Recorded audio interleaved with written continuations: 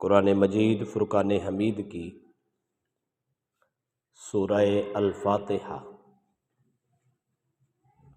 کی آیہ مبارکہ جو میں نے تلاوت کی ہے، ایاک نعبد و ایاک نستعین، کہ ہم تیری ہی عبادت کرتے ہیں، تجھ ہی سے مدد مانگتے ہیں۔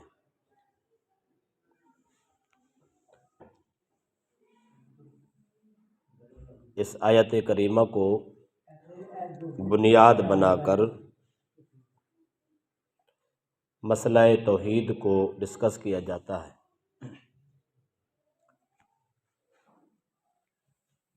اے اللہ، ہم صرف تیری ہی عبادت کرتے ہیں، تجھ سے ہی مدد مانگتے ہیں۔ دونوں میں حصر ہے،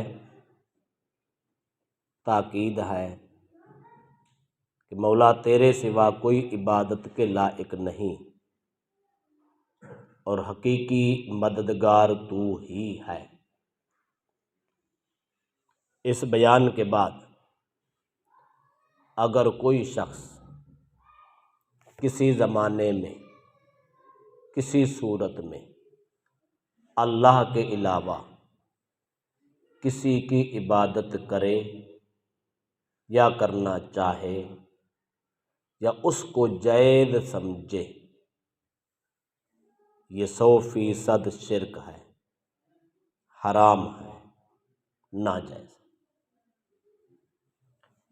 رہ گیا مسئلہ مدد مانگنے کا، وَإِيَّاكَ نَسْتَعِينُ، اے مولا ہم تجھ سے ہی مدد مانگتے ہیں۔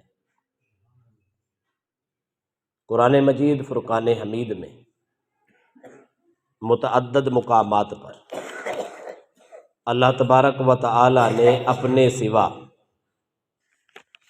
اپنے غیر سے مدد مانگنے کا حکم دیا۔ قرآن مجید فرقان حمید میں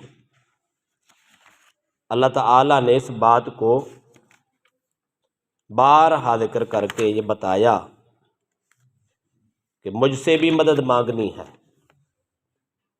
اور جس کو میں عزت دوں، طاقت دوں، رفعت دوں، صلاحیت دوں، پاور دوں، ان سے بھی مدد مانگ سکتے ہیں۔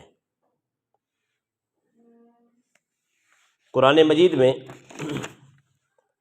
ایک مقام تو یہ ہے، اللہ تعالیٰ نے فرمایا یا ایھا الذین آمنوا استعینوا بالصبر والصلاۃ وَإِنَّهَا لَكَبِیرَةٌ إِلَّا عَلَى الْخَاشِعِینَ، کہ اے ایمان والو، نماز اور صبر سے مدد طلب کرو۔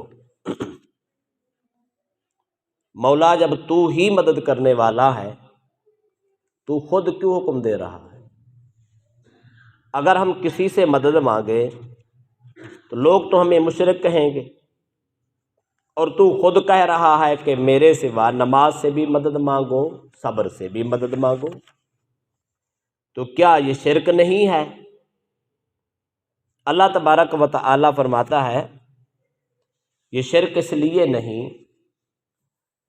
آپ جس سے بھی مدد مانگو، کسی ولی سے مانگو، کسی نبی سے مانگو، نماز سے مانگو یا صبر سے مانگو یا کسی بھی صورت میں مانگو، بظاہر مدد کسی کے ہاتھ سے ہوگی، بظاہر مدد کسی کی شکل میں ہوگی، لیکن ان کے پیچھے در حقیقت مدد میری ہی ہوگی۔ دونوں قرآن کی آیات ملائیں تو مطلب اس کا بنتا ہے حقیقتاً مدد کرنے والا ایک وحدہ لا شریک ہے، حقیقی محبت مدد وہی کرتا۔ باقی دنیا میں جتنے مدد کرنے والے ہیں وہ انسانی صورت میں ہیں، حیوانی صورت میں ہیں، بشری صورت میں ہیں، نوری صورت میں ہیں، جاندار ہیں یا بے جان ہیں، جو جہاں جہاں مدد کر رہا ہے خدا کی دی طاقت سے مدد کر رہا ہے۔ آسان کر دوں تو پھر یوں کہتے ہیں مدد خدا ہی کرتا ہے، پر وسیلہ کوئی بھی بن سکتا ہے۔ نماز کو وسیلہ بنا سکتے ہیں، اللہ نے خود حکم دیا۔ صبر کو وسیلہ بنا سکتے ہیں، خدا نے خود حکم دیا۔ اور فرمایا یا ایھا الذین آمنوا اتقوا اللہ، اے ایمان والو اللہ سے ڈرو، وابتغوا الیہ الوسیلہ، اور میری بارگاہ میں آنا ہے تو وسیلہ ڈھونڈو۔ خود اللہ آرڈر کر رہا ہے، اللہ فرماتا ہے میرے سے ڈرو، پھر بھی میرا قرب چاہتے ہو تو کوئی وسیلہ ڈھونڈو، ایسے لوگ ڈھونڈو، ایسے ذرائع ڈھونڈو کہ جن کے نال، جن کے ساتھ لگ کے تم بھی میرے بارگاہ تک آ پہنچو۔ وجاہدوا فی سبیل اللہ، پھر اللہ کی راہ میں جہاد بھی کرو۔ جہاد بھی وسیلہ ہے، زکوٰۃ بھی وسیلہ ہے، ذکر بھی وسیلہ ہے، تلاوت بھی وسیلہ ہے، یہ ساری چیزیں وسیلے میں آتی ہیں۔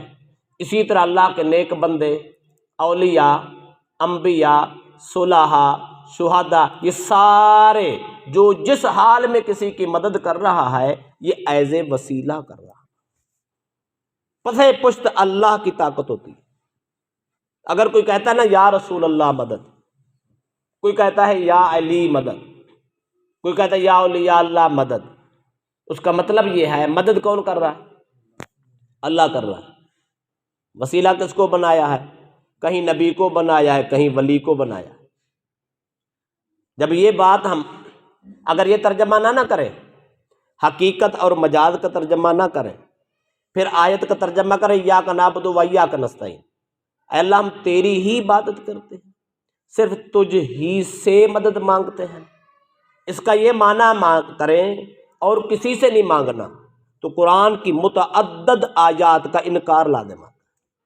ادھر اللہ کہتا ہے ان سے مانگو، وسیلہ ڈھونڈو، واسطہ ڈھونڈو، ادھر سے کہتے صرف ہم سے۔ تو اس کا ترجمہ جب یہ کریں گے حقیقتاً اللہ سے ہی مدد مانگتے ہیں، وسیلہ کسی کو بھی بنایا جا سکتا۔ جب یہ توحید اور شرک سے بچنے کا انداز بیان کیا جائے، لوگ کہتے ہیں دیکھو دو چیزیں ہیں، ایک ہوتی ہے ما تحت الاسباب، ایک ہوتی ہے ما فوق الاسباب۔ یہ دو اصطلاح ہیں، یہ بھی یاد رکھ لیے اسی زمانے کی ہیں، سابقہ زمانوں میں یہ بات نہیں تھی۔ ہمارے جو سلف اکابرین، صحابہ، تابعین، ائمہ ہیں، ان تک یہ اصطلاح نہیں تھی۔ آج کے شرک سے خوف زدہ لوگوں نے یہ اصطلاح نکال لی ہے، ہم اس کو بھی ڈسکس کرتے ہیں۔ ما تحت الاسباب کہتے ہیں جائز ہے، ما فوق الاسباب جائز نہیں۔ پہلے تو سمجھے ما تحت الاسباب کیا؟ ما تحت الاسباب یہ ہے کوئی ایسی مشکل بن گئی، پرابلم بن گیا، اس کے وسائل اس کو دور کرنے کے ہمارے ہاں موجود ہوں۔ مثلا ایک آدمی کو پیاس لگ گئی، پانی یہاں ہمارے ہاں موجود ہے، ہم کسی سے کہتے ہیں یار ہمیں پانی پلا دے، وہ پیاس والی مشکل ہماری حل ہو گئی، اسباب موجود تھے، اس کو کہتے ہیں ما تحت الاسباب۔ آدمی بیمار تھا، لاچار تھا، اب بیماری کو دور کرنے کے اسباب ہمارے پاس موجود ہیں یا نہیں ہیں؟ اگر ہیں، ہم ایسے علاقے میں، ایسے وطن میں، ایسی جگہ پہ ہیں جہاں ہمارا علاج ہو سکتا ہے، ہمیں ڈاکٹر مل سکتا ہے، حکیم مل سکتا ہے، طبیب مل سکتا ہے، ہم حکیم کے پاس جائیں گے، ڈاکٹر کے پاس جائیں گے، اس سے ٹریٹمنٹ لیں گے، ہماری مدد ہو جائے گی۔ بظاہر مدد انسان نے کی ہے، حقیقتاً اس دوائی میں شفا خدا نے رکھی، حقیقتاً مدد کرنے والا خدا ہے۔ بظاہر مدد کرنے والا ایک ڈاکٹر ہے، ایک حکیم ہے، ایک طبیب۔ کہتے دیکھو جی وسائل تو سامنے تھے نا، ہم نے ان کے پاس جا کے کر لی، لہذا یہاں تک تو شرک نہیں ہے۔ ما فوق الاسباب شرک ہو جاتا ہے۔ ما فوق الاسباب یہ ہے کہ آپ کو پانی کی ضرورت ہوگی پر پانی ہے نہیں، کوشش کرتے ہیں پھر بھی نہیں ملتا، ساری کوششیں ناکام ہو جائے، اب عقل کام نہیں کرتی کہ پانی آئے گا کہاں سے۔ ایسے موقع پر کسی سے کہنا مجھے پانی دے دو، اور وہ پانی لا دیتا ہے۔ وسائل نہیں تھے، اسباب نہیں تھے، سمجھ نہیں آ رہی تھی، اور کچھ عقل کام نہیں کر رہی تھی کہ پانی آئے گا کیسے۔ ایسے ماحول میں بھی پانی مل جائے تو یہ کہتے ہیں فوق الاسباب، اسباب سے بھی اوپر ہو کر پھر بھی وہ چیز لے لینا، مدد کرا لینا، اس کو کہتے ہیں ما فوق الاسباب مدد۔ اب دیکھیں، ما تحت الاسباب کو سارے مانتے ہیں، ما فوق الاسباب کو لوگ نہیں مانتے، اگر کوئی کرے تو کہتے شرک۔ اب میں آپ کو اسی بات کو یوں سمجھاتا ہوں، یہ حقیقت بات ہے، شرک ہر صورت میں شرک ہوتا ہے، شرک ہر صورت میں شرک، جو چیز شرک ہے وہ ما تحت الاسباب بھی شرک ہے، ما فوق الاسباب بھی شرک، وہ ہر صورت شرک ہے۔ یہ نہیں ہوتا کہ ادھر گنجائش نکال لو، ادھر شرک نہیں ہے ادھر شرک ہے، ایسا نہیں ہوتا، یہ بات غلط ہے۔ مثال کے طور پر میں آپ کو کہتا ہوں، لوگ کہتے ہیں جی زندوں سے مدد لے سکتے ہیں، مردوں سے نہیں لے سکتے، اس کی تفصیل میں بعد میں دوں گا، صرف مسئلہ سمجھانے کے لیے مثال دے رہا ہوں۔ کیا خیال ہے؟ پھر یوں بھی کہو گے زندوں کی عبادت کی جا سکتی ہے، مردوں کی نہیں کی جا سکتی، زندہ تو سامنے ہے، وہ تحت الاسباب آتا ہے، پھر اس کی کر لیں، ایسا نہیں ہے۔ اگر شرک ما تحت الاسباب چیزوں میں ہے تو شرک ما فوق الاسباب چیزوں میں بھی ہے، اگر ما تحت الاسباب چیزوں میں شرک نہیں ہوتا تو ما فوق الاسباب چیزوں میں بھی شرک نہیں۔ اب میں اسی جگہ پر آ پہنچا جہاں میں نے پچھلی جمعہ بات چھوڑی تھی، پانی ختم ہو جائے، دور دور تک وسائل نہ ہو، امیدیں ختم ہو جائیں، عقل، فہم، فراست، وسائل جواب دے جائیں، اس کا مطلب ہے ما تحت الاسباب اب نہیں رہا، ما فوق الاسباب اب مانگ نہیں سکتے کسی سے۔ جنگ کا ماحول تھا، ویرانہ ہی تھا، حالات خراب ہو گئے، پانی مل نہیں رہا، صحابہ نبی اکرم صلی اللہ علیہ وسلم کی خدمت میں آتے ہیں، عرض کرتے یا رسول اللہ پانی چاہیے، پانی سب کا ختم ہو گیا، نہ انسانوں کے پینے کا ہے نہ حیوانوں کے پینے کا ہے، پریشانی ہی پریشانی ہے، سارے وسائل دے کے دور دراز تک پانی نہیں ملتا، اب یا موت ہے یا پانی ہے، دو صورتیں ہو سکتی ہیں۔ اب خدا سے مانگنا ہے، بھئی خدا سے مانگنا ہے، خدا نے دینا ہوتا تو پہلے پانی ختم نہ کرتا، اب خدا تو دے نہیں رہا، وہاں تو اس نے ختم کر دیا، ایسے جنگل میں ایسے ویرانے میں پھنسا دیا جہاں پہ کچھ مل نہیں رہا، اب کیا کریں؟ تحت الاسباب وسائل ہیں نہیں، فوق الاسباب کرتے ہیں تو شرک ہوتا ہے، اب کدھر جائے؟ پھر تو موت ہی موت ہے، اگر یہ عقیدہ رکھیں تو پھر موت ہے، اگر صحابہ والا عقیدہ رکھیں تو پھر زندگی ہے۔ صحابہ نے دیکھا ما تحت الاسباب، یہاں وسائل ختم ہو گئے، یہاں سے تو پانی آ نہیں سکتا، کملی والے کی خدمت میں گئے، عرض کہ یا رسول اللہ ما تحت الاسباب تو کچھ نہیں مل رہا، مہربانی فرمائیں ما فوق الاسباب ہی پانی منگوا کے دیں۔ سرکار نے فرمایا لے آؤ برتن لائے گئے، کسی کے برتن سے ایک گھونٹ نکلا، کسی کے برتن سے دو گھونٹ نکلا، اور کسی کے قطرہ نکلا، فرمایا سارے تھوڑا تھوڑا کر کے ایک برتن میں ڈالے، ایک پیالے میں ڈالا گیا، مصطفیٰ نے مبارک ہاتھ رکھے، اللہ نے چشمہ جاری کر، اسباب نہ تھے، وسائل نہ تھے، ہاتھوں سے بھی پانی آتا ہے، کبھی نکالا ہے؟ بڑا سائنسدان نے کبھی نکالا ہو؟ دنیا کی بڑی پاور نے نکالا ہو؟ دنیا چاند سے گزر گئی ہے، ہاتھوں سے پانی نہیں نکال سکی، کیوں؟ اس لیے کہ یہ ما فوق الاسباب ہے، اگر کوئی ما فوق الاسباب سے طلب کرتا ہے تو شرک ہوتا ہے۔ صحابہ کرام کی تاریخ میں اور زندگی میں یہ شرک نہیں ہے، اگر شرک ہوتا صحابہ کبھی ایسے اسباب کا سوال مصطفیٰ سے نہ کرتے، اگر صحابہ نے کر ہی لیا تھا تو میرے مصطفیٰ کہہ دیتے اے میرے صحابہ یہ تو ممکن ہی نہیں ہے، یہاں وسائل ہوتے میں کر کے دکھاتا، یہ دین تھا، اب وسائل ختم ہو گئے، یہ تو ما فوق الاسباب کام چلا گیا، اگر میرے سے سوال کرو تو شرک ہو جائے گا، اب مانگو خدا سے۔ سرکار نے یہ بھی نہیں کہا، اس کا مطلب ہے سرکار بھی اس کو شرک نہیں سمجھتے، خدا بھی اس کو شرک نہیں سمجھتا، رب نے منع نہیں کیا، سرکار نے پانی رکھ کے مبارک ہاتھ اس میں رکھا، چشمہ جاری ہو گیا، سارے صحابہ کے قافلے نے پی پیا، اور ساری مشقیں بھی بھر لی، جانوروں کو بھی پلایا، ساری مشکل حل ہو گئی، ما فوق الاسباب یہ مدد آئی ہے، آج تک شرک نہیں ہوا۔ آج کل خدا جانے لوگ کہاں سے شرک بنا لیتے۔ اسی مثال کو قرآن سے لے جائیں، پچھلے جمعے ہم نے پڑھا تھا، موسیٰ علیہ السلام کی قوم کو یہی مسئلہ پیش آیا، پانی کا پرابلم بن گیا، دنیا میں وسائل ختم ہو گئے، ما تحت الاسباب تو ختم ہوئے، اب رہ گئے ما فوق الاسباب۔ رب دیتا تو بارش نازل کر دیتا، بارش بھی نہیں ہوئی۔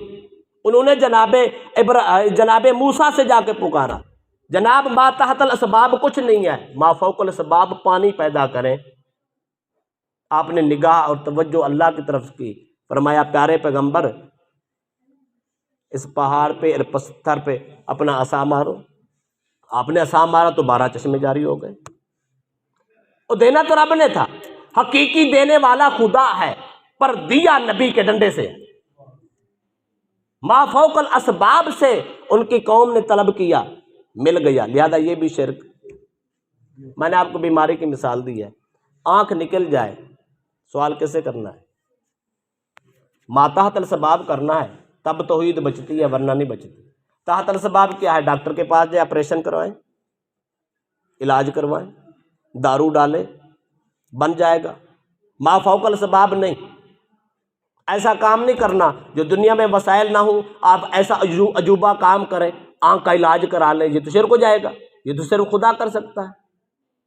غزوہ بدر ہے، صحیح بخاری کی حدیث ہے، غزوہ بدر پہ صحابہ جاتے ہیں، سیدنا قتادہ رضی اللہ تعالی عنہ کے آنکھ میں تیر لگ جاتا ہے، آنکھ کا ڈھیلا ہی باہر آ جاتا، اب ڈھیلا آنکھ پہ لٹک رہا ہے، تکلیف ہو رہی ہے۔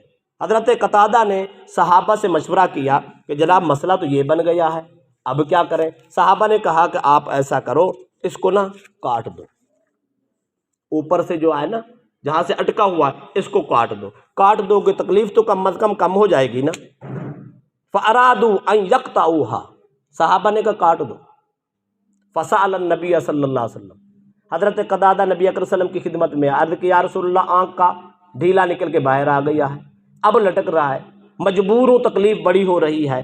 سرکار نے فرمایا فقال اللہ، فرمایا کاٹنا نہیں ہے، جدا نہیں کرنا، جہاں لٹکا ہے لٹکا رہنے دو۔ فدعا بہ، فرمایا میرے قریب ہو، آگے بلایا۔ جب حضرت قتادہ قریب آئے، فغمز حلقتہ براحلتہ، سرکار نے ڈھیلا اٹھا کے آنکھ کھول کے اندر رکھ کے لعاب دہن لگایا، فرمایا آ قتادہ، تجھے تحت الاسباب جو کچھ نہ ہو سکا میں محمد فوق الاسباب کر کے دکھا دیا۔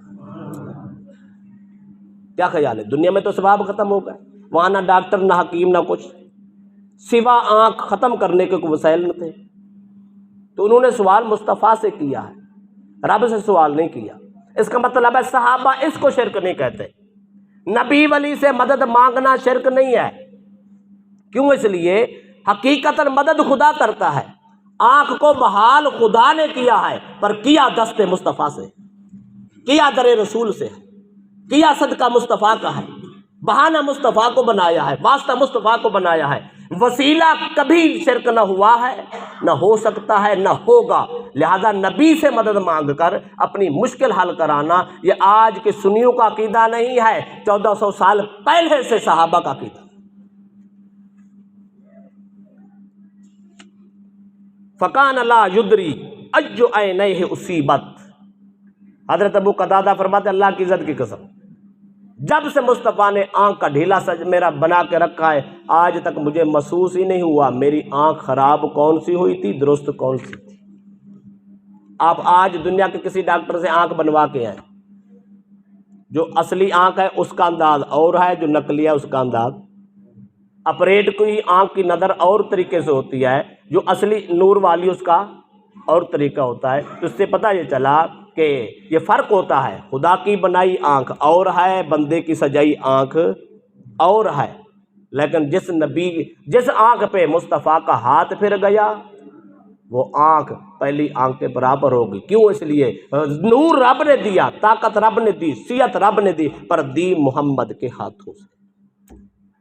حضرت قتادہ نے کس سے سوال کیا تھا؟ مصطفیٰ سے۔ اس مشکل گھڑی میں کس سے مشکل حل کرائی؟ مصطفیٰ سے۔ کیا خیال ہے؟ ہم بخاری کو پڑھ کر کیا نبی کو مشکل کشا کہہ سکتے ہیں کہ نہیں کہہ سکتے؟ صحابہ نے تو مشکل کشا مانا ہے تب ہی تو گئے ہیں نا. نبی بھی مشکل کشا ہے، ولی بھی مشکل کشا ہے.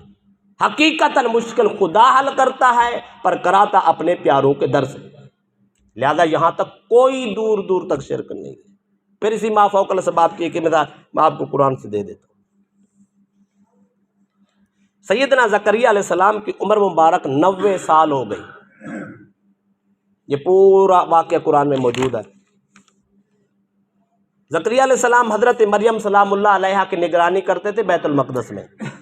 ایک دن کام کو چلے گئے، واپس آئے تو شام کا وقت ہو گیا. بڑے پریشان ہوئے، نہ جانے دوپہر کو حضرت مریم کو کھانا کس نے دیا ہوگا. باہر تالا لگا ہے، چار دیواری میں بند ہے، وہ تو بھوکی مر گئی. دوڑ کے آئے، جب آئے نہ تالا کھولا، تالا کھول کے اندر گئے. اندر جا کے دیکھا تو بے موسم پھل جناب مریم کے پاس رکھے. حضرت زکریا علیہ السلام کا کلیجہ پھٹنے لگا. مولا تو بے موسم پھل مریم کو دے سکتا ہے کیا بے موسمی اولاد مجھے نہیں دے سکتا؟ جب یہ کرامت جناب مریم کی دیکھی وہیں کھڑے ہو گئے. قرآن کے الفاظ میں پڑھتا ہوں، سورہ البقرہ ہے بلکہ آل عمران ہے، آیت نمبر 38 ہے.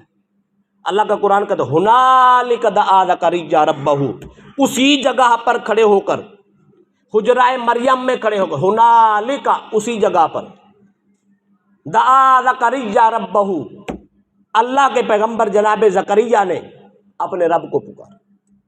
قال رب حب لی من لدنک ذریۃ طیبہ، اے میرے رب میں تجھ سے تیری طرف سے ایک پاکیزہ اولاد کا سوال کرتا ہوں. انک سمیع الدعاء، تو دعاؤں کو سننے والا ہے. قال رب انی وہن العظم منی واشتعل الرأس شیبہ، کہنے لگے یا اللہ میرے جسم کی ہڈیاں بھی کمزور ہو گئی، بڑھاپا چھا گیا ہے، اس کی وجہ سے میرے سر کی آگ بھی سفید ہو گئی، کالے بال سیاہ ہو گئے، اب امید تو نہیں ہے. ولم اکن بدعائک رب شقیہ، پر مولا میں نے جب بھی تجھ سے مانگا ہے تو نے کبھی میری دعا کو رد، اب تو دعا تو قبول کرتا ہی کرتا ہے پر حالات نہیں ہے. اولاد کس وقت ہوتی ہے؟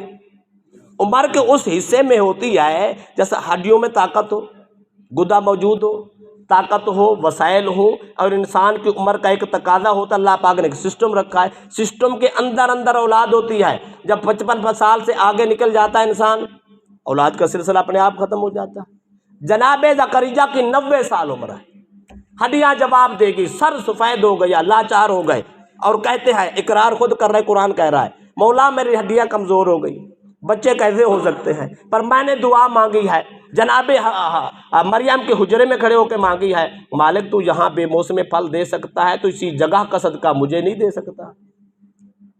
اللہ نے جناب مریم کی اس عبادت خانے کی وجہ سے دعا قبول فرما لی، اور جب قبول فرمائی تو اللہ پاک نے کیا فرمایا؟ فنادتہ الملائکۃ وہو قائم یصلی فی المحراب. ابھی زکریا علیہ السلام اسی حجرہ مریم میں کھڑے ہاتھ اٹھائے دعا مانگ رہے تھے. فنادتہ الملائکہ، فرشتوں نے اسی وقت خوشخبری سنا دی، اللہ نے تیری دعا قبول کر لی. ان اللہ یبشرک بیحییٰ، اللہ پاک تجھے یحییٰ بیٹا عطا کرنے والا. کہاں دعا مانگی تھی؟ حجرہ مریم میں.